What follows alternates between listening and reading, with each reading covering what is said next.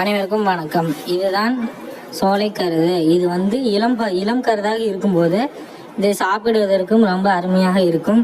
இது வந்து முதிர்ந்த கருதாக ஆகும்போது இது வந்து அதில் சுற்றியுள்ள பச்சை இலை, அதில் சுற்றியுள்ள இலைகள், அந்த நார்கள் எல்லாம் காய்ந்துவிடும்.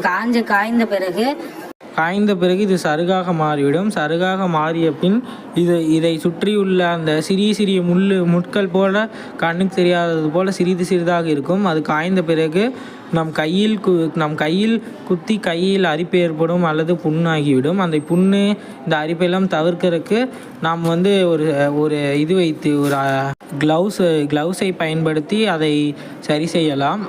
அந்த க்ளவுஸில் பல வகை இருக்கின்றது. அதில் ஆர்டினரி க்ளவுஸ், அதாவது அதை வந்து ஒரு முறை மட்டும்தான் பயன்படுத்த முடியும்.